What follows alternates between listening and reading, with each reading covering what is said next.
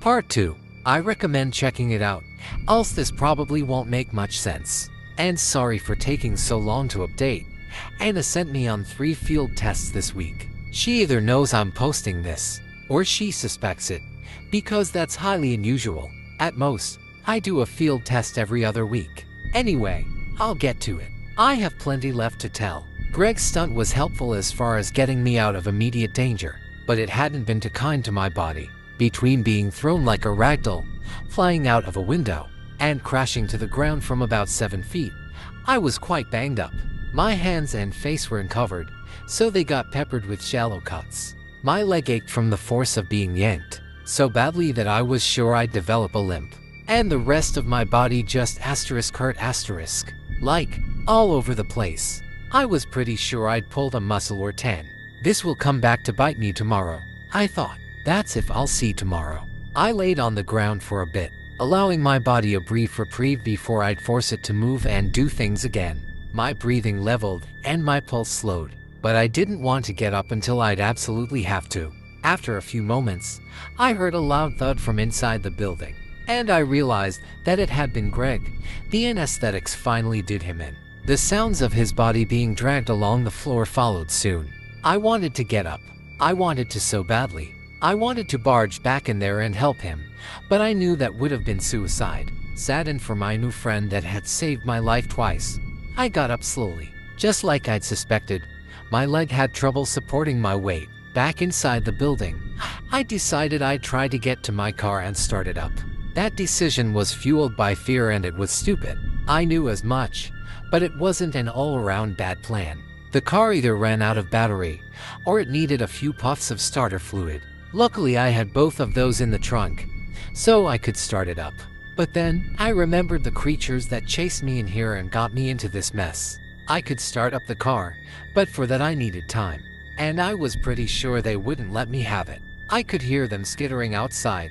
There were a lot of them now. Back inside it is, I thought. I reached into my pocket, remembering that I stashed the list there before I left. I got it out and folded it, and struggled to read it under the moon's washed-out light. Rule 6. If you ever encounter the night shift nurses, run. Hide as soon as you break line of sight, and wait for them to wander off before coming out. Keep on the lookout for them while in the monitoring room. And if you see them approach the door, hide beneath the desk. Well, that one was useless now. Rule 7. Don't interact with the patients. Don't question or answer them. And above all else, don't make deals with them. Ah yes, one of the stranger rules. I'd left it vague sort of on purpose, but mostly because I couldn't think up any deals. Now it had the potential to fuck me over big time. Rule 8. If you hear screams, ignore them. If the screams get closer, ignore them harder. You can use headphones to block them out. The screams won't enter your room unless you let them in. So don't need to worrying about this one until I make it back. I thought the screams would only happen if I was inside the monitoring room. Just like the guard's voice, they were disembodied, coming out of empty space. They'd start somewhere in the hospital and make their way towards you, stopping outside the door and idling there for 10 to 15 minutes.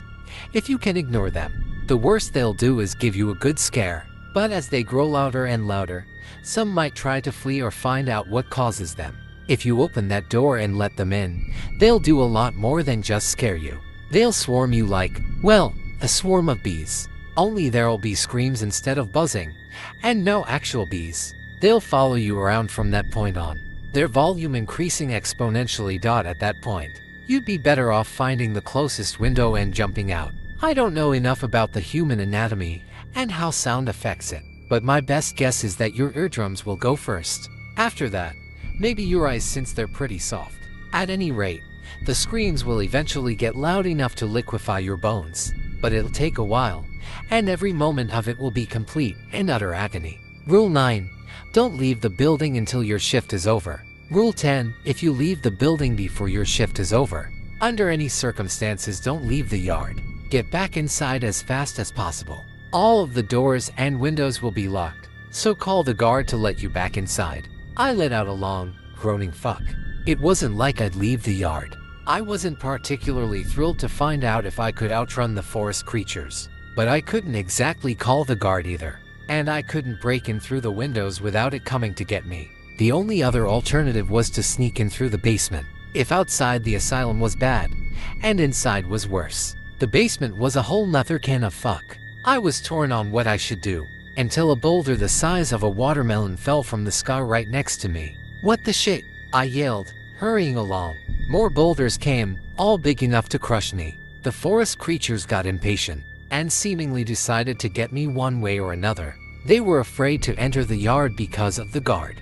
I was sure of it, but they didn't have any gripes with hurling stones. Realizing they aimed by sound since they couldn't see me over the fence, I tried to be as quiet as possible as I moved away. A couple more boulders fell where I'd been only moments ago, but the rest started flying randomly. I made it to the side of the building without getting hit, and found the trapdoor that led to the basement. It was locked, the deadbolt chained and bound with a bulky lock. "Fuck," I grumbled, quietly enough to not be heard, writing and imagining the rules. I forgot to include a keychain with useful keys somewhere in there. I was shit out of luck. Or so I believed until another boulder landed nearby with a heavy thud. I shuffled in front of the hatch, drew in a deep breath, and got ready to put my plan into action. "Your aim sucks ass," I yelled into the night. The words barely left my throat, and I saw a boulder flying over the fence. I got out of dodge just in time, and it fell on the heavy trapdoor with a metallic squeal. But the chain and the lock survived. They were too thick. "That's all," I yelled, getting back in front of the door. I caught that pebble with a single hand. Another pebble came flying, crashing down on the door. And then another one. And then there was a pause. I heard something heavy being dragged towards the fence from the forest, and saw the boulder's top rise in the air before it was launched with great effort. This one was much bigger, about the size of a generous beach ball, the ones that reach all the way to your waist. I jumped out of the way, landing on my stomach, and heard it crash through the trapdoor. Back up on my feet, I saw the stairway leading to the basement, with the boulder at its base. "Thanks, suckers," I yelled, and quickly went inside. A few more boulders came flying, but they all landed in front of the door where I'd been. I descended the stairs slowly, entering the murky darkness as stale air invaded my nostrils. This place stank of decay, rot, and mold. Light bulbs hung above from the ceiling, but their light was choked by age and the thick layer of dust that settled on their glass. I could barely see a few feet ahead, but my leg wouldn't have let me hurry anyway. So I limped around, a hand on the wall to my left, looking for the exit. The thing about the basement is that it's huge, crisscrossed by narrow corridors and mystery rooms that rearrange themselves every night. Finding your way around them will always be hard, no matter how many times you do it. But I figure no sane person would want to be here twice. But the worst part, I never imagined anything specific for those mystery rooms. Damn things could contain anything. Halfway down the corridor, I came across the first room. It emerged from the murky darkness as I approached it, and I was of half a mind to just pass it by. But, knowing this place, any one of the rooms could hold the exit. So, I needed to take a risk. My fingers curled around the cold metal of the handle, and I opened the door ever so slowly. Its rusty hinges cried into the corridor as it cracked open, and I risked a peek inside. The room was big, and much warmer than the air outside. Almost inviting, actually, seeing as the chill of the night followed me in. I took a hesitant step inside, ready to bolt at the slightest sign of trouble. The walls to my left and right were crisscrossed by a tangled mess of copper pipes, and ahead of me laid a looming beast with fiery insides. An ancient-looking boiler, patiently burning through its fuel as it heated the hospital, offering warmth and traces of flickering light to the room in the process. I reached my hands out and approached it, having somehow missed the fact that my fingers were freezing. As I got close enough to warm them up, I finally took notice of the ragged old man dozing off in a chair next to the boiler. My breath hitched, and my throat made a whimper. The man's eyes opened, and he rubbed sleep from them for a moment before they settled on me. "Ah, finally," he said with a groggy voice. "They finally sent some fresh fuel down here." "What?" He didn't answer me, just got up from the chair, opened the boiler's door, and rustled the embers inside with a fire poker. The burnt-out things took a breath of fresh air, igniting weakly, and I realized that my fingers hadn't warmed up in the slightest. My whole body went a few degrees colder, actually, and the low temperatures impaired my judgment. "Come on now," the man urged, jabbing a thumb at the boiler. Hop in. You'll warm up very nicely in there.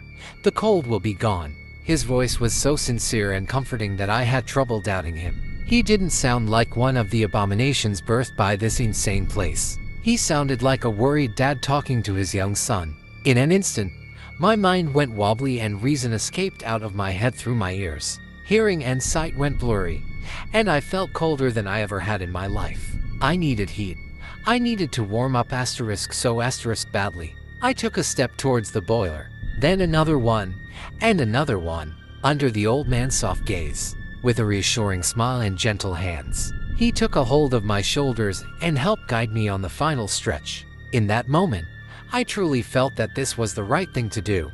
That snuggling on top of burning coal and being set ablaze would have been a good thing, and I am 100% sure that a weaker-willed person would be burning up in that boiler by now. But I'd seen some shit that night, and it changed me. Even lulled as I was by the cold and the old man's words, a small part of me fought back. When I got close enough to the boiler to see inside of it, when I saw that those weren't embers, but blackened bones cracked by heat, I snapped out of it. "You're almost there," the old man said, pushing my head down so I'd go in.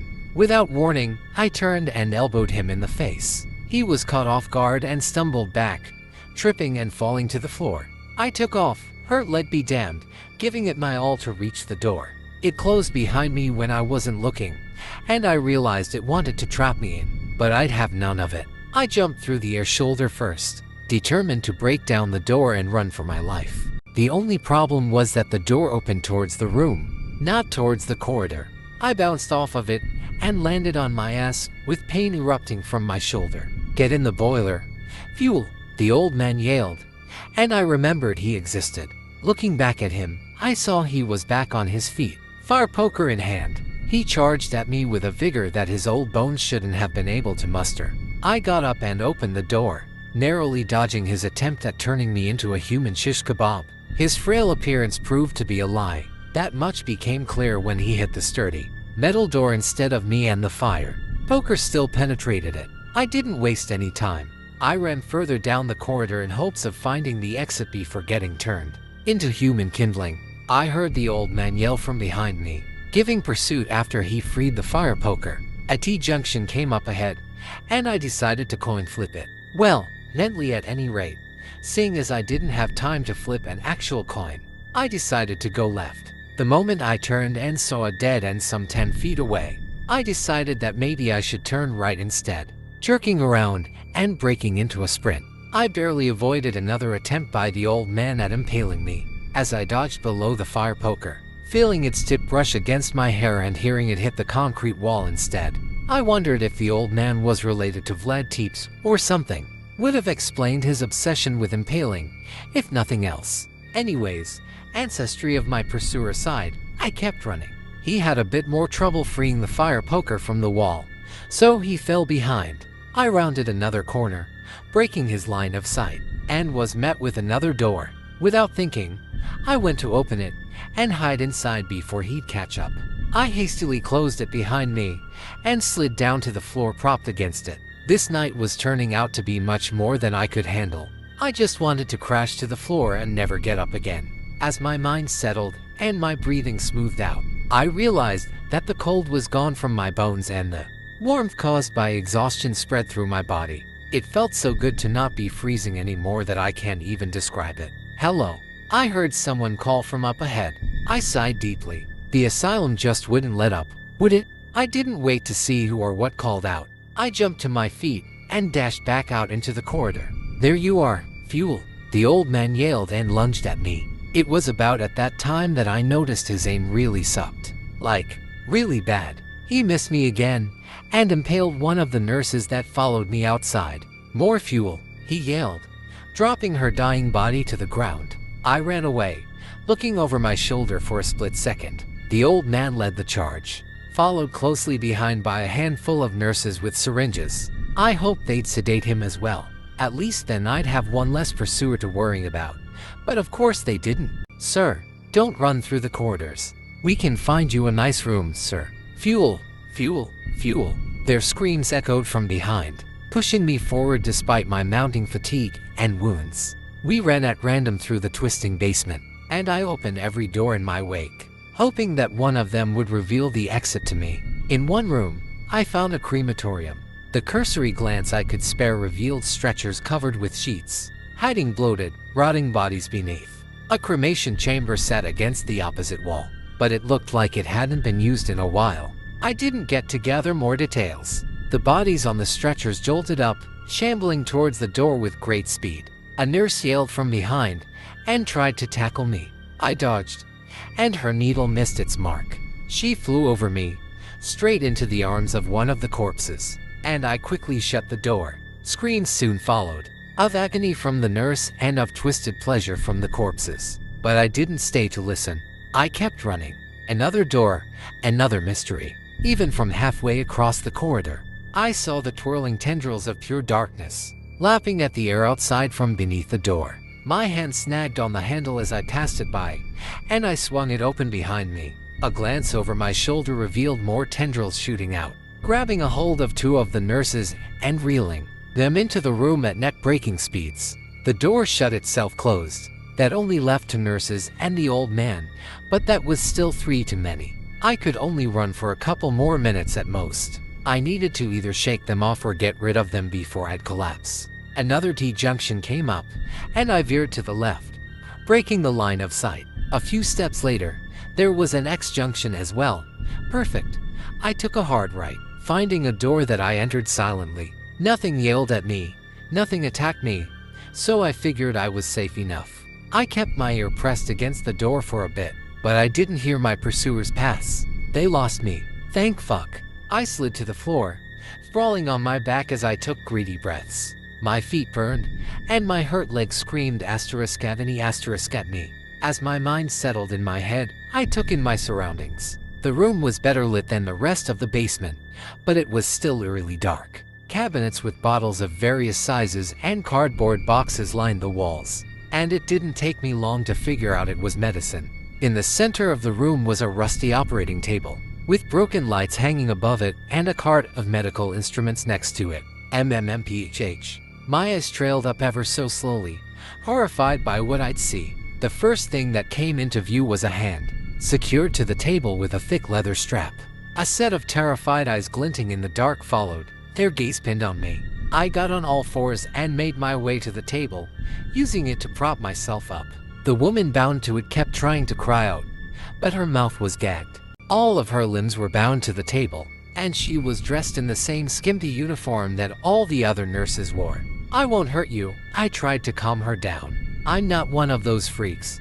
I'm trapped in here too. Her struggle ceased, but she didn't take her eyes off of me. I reached behind her head and doing the gag. Keep quiet. They're looking for me outside, I whispered. She nodded her head, so I pulled the gag away. Her chest inflated as she drew in a deep breath, but she didn't as much as squeak. Thank you, she whispered. Please free me. The nurses might be back any moment now. I got to work on the straps around her wrists, but they were too tough. When I realized I couldn't undo them, I took to checking the cart for anything I could use. The tools were all rusty and caked in dried blood, but one of the scalpels looked sharp enough. What happened? I asked as I carefully sawed through the strap. How'd you get here? I saw an ad in the paper, she said, looking for night shift nurses. I came to check it out, and a tall, faceless thing jumped me. Next thing I know, the nurses sedated me, and I woke up here. She kept talking, but focused as I was on cutting through the restraints. I missed most of it, but I let her keep at it.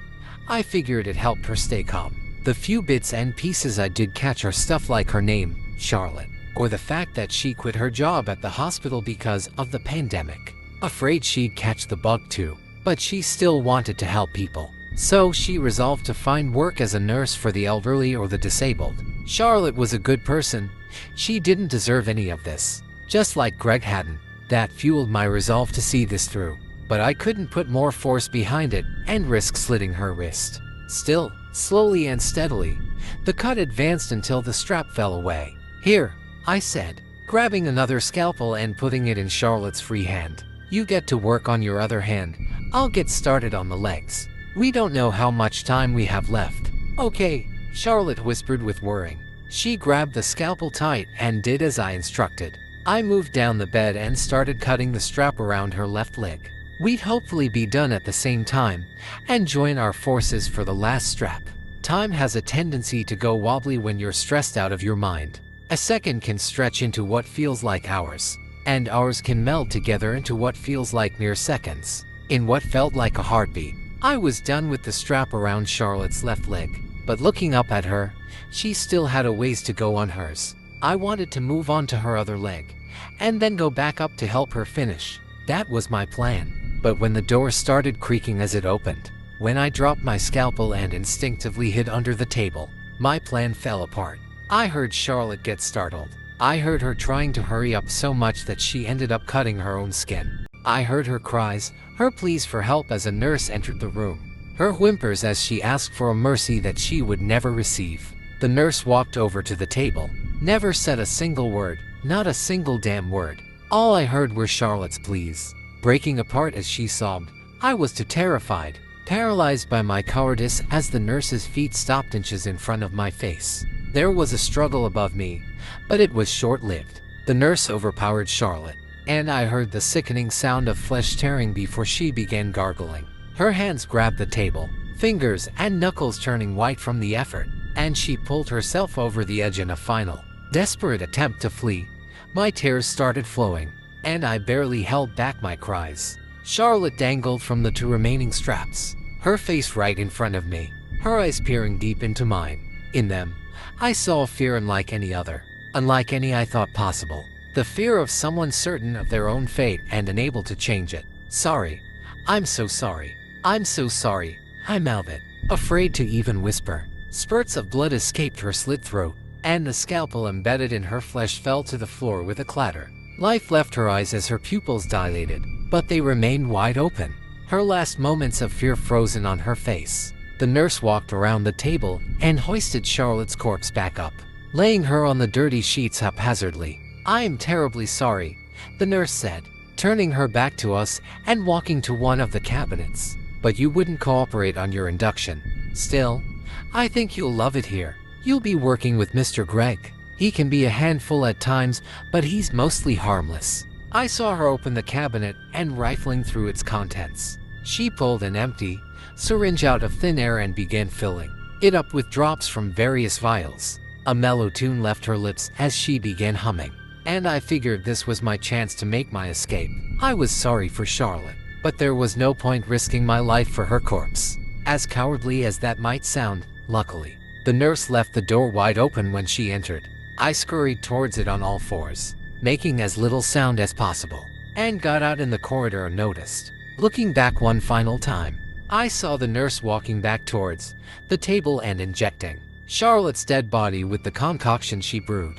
Charlotte convulsed, heaving for air as her back arched up from the sheets, but settled after a long moment. After she calmed down, she snapped the remaining restraints, like they were nothing, and looked beneath the table. I was hopeful for all of a second, thinking I'd get another unlikely lie. But when Charlotte opened her mouth and talked, that hope was taken away from me. Is something the matter? The nurse asked her. Yes. She answered matter-of-factly, her voice as cold as the darkest polar night. We have a potential patient running around. Part 3 will be coming tomorrow. Wow, guys, that one still gives me chills. If you made it to the end, let me know you survived. Don't forget to smash that like button if you enjoyed the terror, and subscribe if you haven't already. We're creeping closer to that 1K goal, and your support means everything. Hit the bell so you never miss a nightmare-fueled upload. Stay spooky, stay safe, and remember, you might want to sleep with the lights on tonight. Until next time, peace out, if you can.